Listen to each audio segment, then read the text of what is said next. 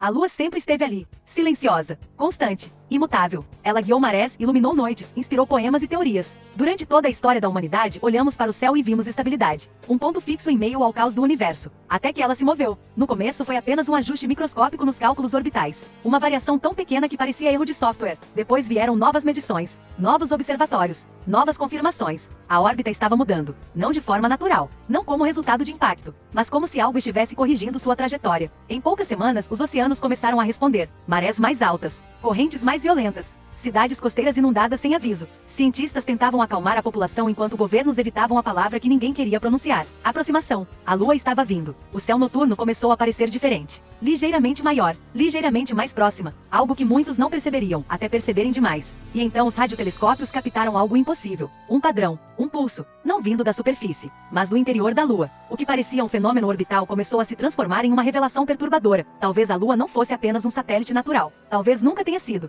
Esta é a história de quando a humanidade descobriu que o maior mistério do universo sempre esteve logo acima de nossas cabeças, esperando o momento certo para despertar. Fique até o final, porque o que começa como um erro de cálculo pode terminar como o fim da Terra como conhecemos.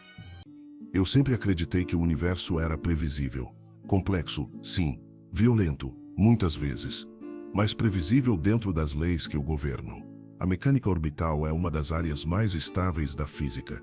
Corpos massivos seguem trajetórias calculáveis com precisão absurda. Pequenas variações existem, claro, mas dentro de margens conhecidas. Foi por isso que, quando o primeiro desvio apareceu nos relatórios do Observatório Internacional de Dinâmica Celeste, eu ignorei. Um erro decimal. Uma falha de sincronização entre satélites. Ruído estatístico. A Lua estava 3,7 centímetros mais próxima do que deveria estar naquele ponto específico da órbita. Irrelevante. Até que na semana seguinte o número dobrou. E na seguinte triplicou. Recalibramos instrumentos. Cruzamos dados com estações independentes na Ásia, América do Norte e Europa. Todas confirmavam a mesma coisa. A órbita lunar estava diminuindo. Lentamente, mas consistentemente. A imprensa ainda não sabia. O público também não. Para o mundo, o céu continuava idêntico.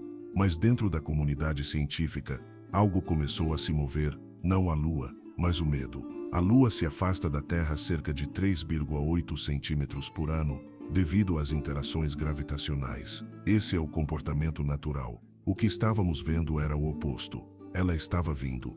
No primeiro mês o desvio acumulado já ultrapassava o que seria esperado em décadas. Não havia impacto detetado. Nenhum corpo massivo próximo que pudesse explicar alteração gravitacional significativa.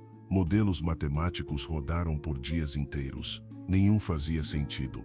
E então vieram as marés. Cidades costeiras registraram elevações anômalas, acima das previsões mais pessimistas. Em alguns pontos do Pacífico, vilas inteiras foram engolidas por ondas que não estavam previstas em nenhum modelo climático. Autoridades atribuíram a eventos extremos isolados. Mas nós sabíamos. A força gravitacional estava mudando.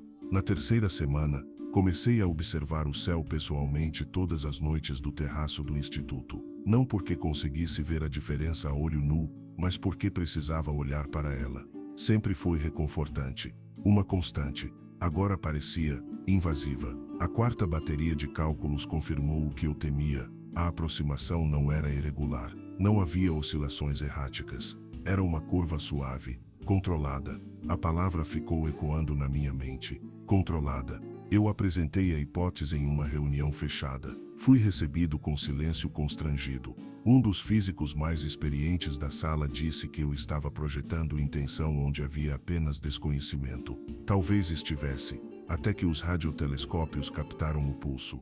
Não foi um sinal clássico de rádio. Não era transmissão convencional. Era uma vibração gravitacional microscópica, repetitiva, sincronizada com pequenos ajustes orbitais, como um batimento. A cada microvariação na trajetória lunar, havia um padrão correspondente. Nós isolamos os dados, transformamos as oscilações em gráfico, e o gráfico revelou algo que fez o ar da sala parecer mais pesado. Sequência matemática, não ruído, não aleatório, primos, intervalos proporcionais, estrutura. Eu passei horas encarando aquele padrão. A Lua não estava sendo puxada por algo externo. Estava ajustando sua própria órbita. Essa conclusão era absurda. A Lua é um corpo rochoso, resultado de colisões primordiais no início do sistema solar. Não possui sistemas internos ativos além de processos geológicos residuais. Mas os dados não mentiam.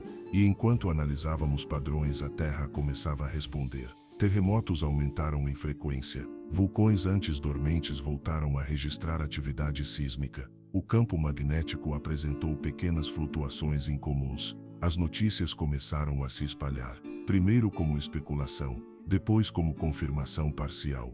Quando o anúncio oficial veio, pequena alteração orbital sob investigação, já era tarde demais para conter o pânico. O mundo olhou para o céu e começou a perceber. A Lua parecia maior, ainda sutil, mas inegável. Na sexta semana, as marés passaram a ultrapassar todos os registros históricos. Cidades como Jacarta, Miami e Veneza enfrentaram evacuações emergenciais. Infraestruturas costeiras ruíram sob pressão contínua. Governos mobilizaram forças armadas para conter o caos. Enquanto isso, nós voltamos nossos instrumentos para o interior lunar. Sismógrafos instalados em missões anteriores começaram a fornecer leituras que ninguém esperava. O interior da Lua não era homogêneo como previsto. Havia cavidades enormes, geometricamente irregulares. Eu revisei os dados 3 vezes, depois uma quarta. Não havia erro. Estruturas internas que não podiam ser explicadas por processos naturais conhecidos. Era como se algo estivesse lá dentro, adormecido ou ativando. Na 8ª semana, o pulso aumentou. As vibrações tornaram-se mais intensas, mais frequentes. A órbita diminuiu com velocidade levemente superior. Modelos atualizados indicavam que, mantendo aquele ritmo, em menos de um ano a gravidade lunar tornaria a vida costeira insustentável globalmente, e em menos de 3, a estabilidade tectônica do planeta poderia entrar em colapso irreversível. Eu fiquei sozinho na sala de análise naquela noite, olhando para a projeção da órbita recalculada. A linha azul da trajetória lunar curvava-se lentamente para dentro, direto em nossa direção. A Lua sempre esteve ali, agora estava se movendo. E pela primeira vez na história da humanidade, o céu deixou de ser apenas cenário, tornou-se ameaça. E eu ainda não sabia se o que estava despertando lá dentro estava vindo para nos destruir, ou para fazer algo muito pior. Eu passei a medir o tempo não mais em dias, mas em aproximação. Cada novo cálculo encurtava o futuro. A curva orbital deixava de ser uma anomalia científica e se transformava em sentença. A Lua estava reduzindo a distância com aceleração constante. Pequena demais para parecer violenta, grande demais para ser ignorada.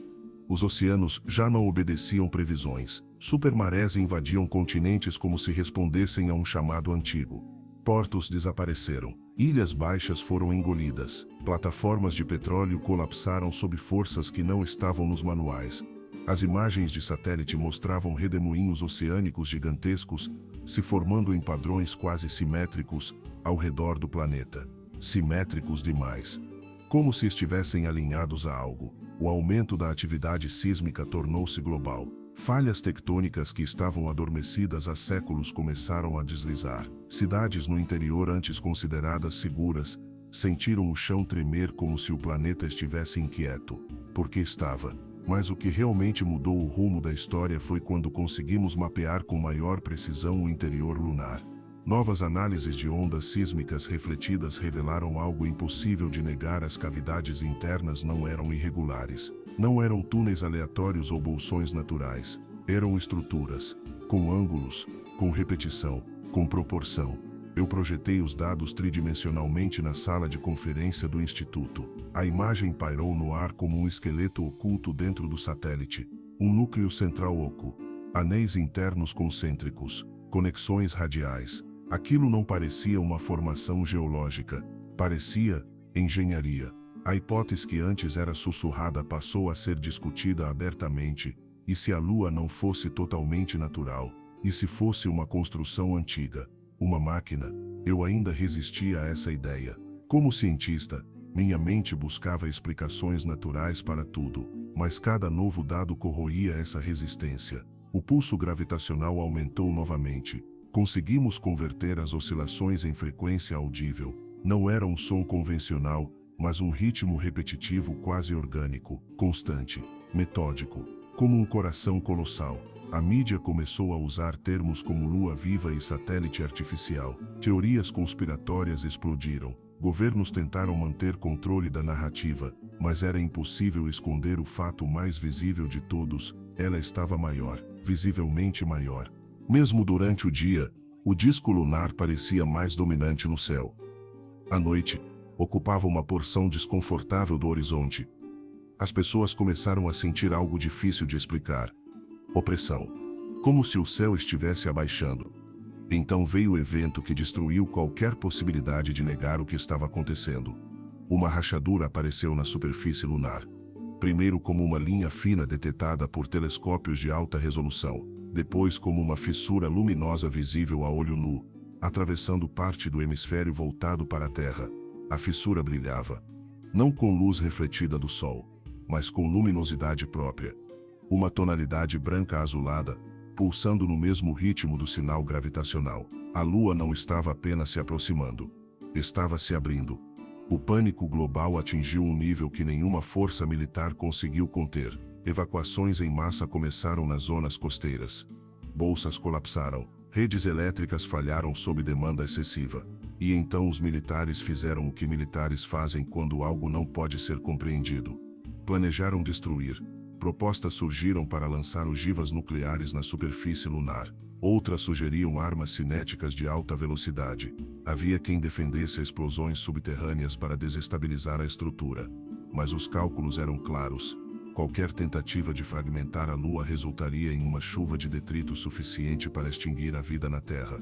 Não podíamos quebrá-la. E talvez essa sempre tenha sido a intenção. Na 12ª semana, o pulso mudou. Até então, era constante, regular, previsível. Agora havia variações. Sequências mais longas. Intervalos diferentes. Eu reconheci o padrão antes de qualquer algoritmo. Era comunicação, não aleatória, direcionada. E quando ajustamos os receptores para maior sensibilidade, percebemos algo ainda mais perturbador. O sinal não estava sendo emitido para o espaço profundo. Estava sendo direcionado para a Terra, para nós. A estrutura interna parecia estar ativando progressivamente. As cavidades registravam variações térmicas. Pequenas ejeções de material surgiam próximas à fissura luminosa. Era como se a Lua estivesse iniciando um processo interno complexo. E não parecia destrutivo. Parecia preparatório. Uma nova simulação orbital revelou algo que fez minha respiração falhar por um instante. A trajetória não indicava colisão direta. Indicava aproximação controlada até um limite específico. Um ponto de ativação. Se os cálculos estivessem corretos, em cerca de 5 meses a Lua alcançaria uma distância crítica onde forças gravitacionais combinadas poderiam desencadear um fenômeno que ainda não compreendíamos completamente. Mas uma coisa era clara. Ela não estava vindo para nos atingir. Estava vindo para fazer algo. E o fato de que esperou bilhões de anos para isso, era o que mais me assustava. Naquela noite, saí do instituto e observei o céu sem instrumentos. A fissura luminosa era visível. O disco lunar parecia imenso, quase ameaçador. Eu tive uma percepção que não estava nos relatórios científicos. A sensação de que aquilo não era aleatório, não era acidente cósmico, era ativação, algo antigo, algo planejado. E nós estávamos exatamente onde deveríamos estar. A pergunta deixou de ser como impedir. Passou a ser, por que agora? E o que acontece quando ela chegar à distância exata que está buscando? A contagem regressiva deixou de ser simbólica quando a Lua atingiu 82% da distância crítica prevista. As marés já haviam redesenhado mapas. Países costeiros perderam território. Migrações em massa transformaram fronteiras em zonas de conflito. Economias ruíram. Governos caíram. A humanidade já não discutia se sobreviveria intacta. Discutia se sobreviveria. Mas no meio do caos, os instrumentos mostravam algo curioso. A aproximação começou a desacelerar. A curva orbital, antes constante, tornava-se progressivamente mais suave, como se a Lua estivesse calibrando a própria trajetória com precisão milimétrica. Não havia colisão. Havia encaixe. Na última semana antes do ponto crítico, a fissura luminosa expandiu-se dramaticamente. O brilho aumentou até ser visível mesmo sob luz solar intensa. À noite, o céu parecia dividido por uma cicatriz brilhante. O pulso gravitacional atingiu o nível mais alto já registrado. E então, exatamente na hora prevista pelos cálculos, a Lua atingiu a distância que eu havia marcado com círculos vermelhos em dezenas de relatórios. A Terra tremeu. Não como um terremoto comum. Foi uma vibração global, simultânea, como se o planeta inteiro tivesse sido tocado por uma onda invisível.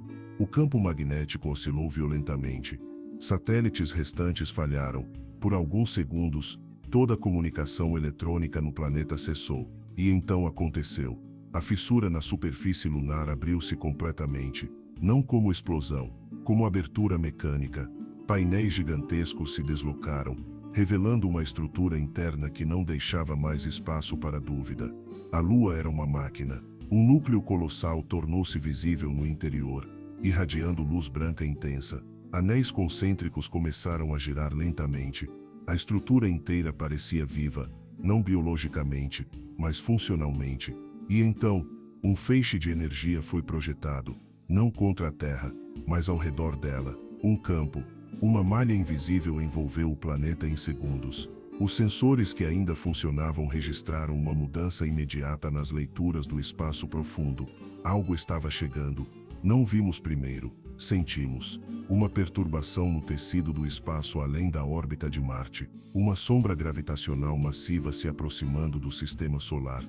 Os modelos que rodaram em velocidade máxima apontavam para um evento que teria extinguido a vida na Terra em menos de semanas. Uma onda de radiação cósmica extrema, resultado de uma instabilidade estelar próxima que ninguém havia detectado a tempo. Ela estava vindo, sempre esteve vindo, e nós não sabíamos. A Lua sabia, ou melhor, quem a colocou ali sabia. O feixe expandiu-se, formando uma barreira energética ao redor do planeta. Quando a onda invisível finalmente atingiu o sistema solar, vimos o impossível. O campo gerado pela Lua absorveu o impacto. A energia colidiu com a malha protetora e se dissipou em um espetáculo de luz que transformou o céu inteiro em aurora branca por minutos intermináveis. Sem o campo, a atmosfera teria sido arrancada, os oceanos teriam fervido, a vida teria terminado. Quando a luz desapareceu, o silêncio tomou conta do planeta. A Lua começou a se afastar, lentamente. A órbita ajustou-se novamente, dessa vez no sentido oposto. O pulso diminuiu. A fissura começou a se fechar, como se a função tivesse sido concluída. Eu fiquei horas observando os dados, incapaz de processar completamente o que havia acontecido. A Lua não estava vindo para nos destruir, estava vindo para nos proteger. Mas isso levantava uma pergunta ainda maior. Quem constrói um escudo planetário bilhões de anos antes de ele ser necessário? Quem calcula a trajetória de uma ameaça cósmica com tamanha precisão temporal? E por que a ativação só ocorreu agora? Talvez o mecanismo estivesse programado para reagir quando uma civilização atingisse certo nível tecnológico. Talvez fosse automático, ou talvez nunca tenhamos estado sozinhos. Nos dias seguintes, análises adicionais confirmaram que o núcleo lunar havia gasto grande parte de sua energia na ativação do campo. A luminosidade desapareceu gradualmente. A fissura tornou-se apenas uma cicatriz escura visível na superfície. A Lua voltou a parecer comum, mas nada era comum. Sabíamos agora que ela não era um acidente cósmico.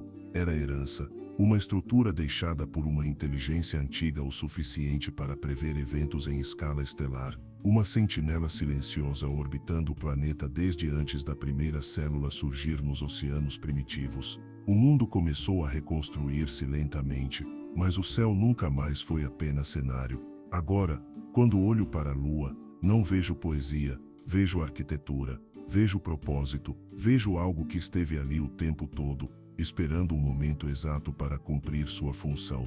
E o que mais me inquieta não é o fato de termos sido salvos. É a certeza de que se alguém construiu isso, talvez ainda esteja observando, e talvez essa não tenha sido a única vez em que a Lua precisou despertar. Fim. Durante toda a história da humanidade, olhamos para a Lua como símbolo de mistério, mas nunca imaginamos que o mistério estivesse nos protegendo.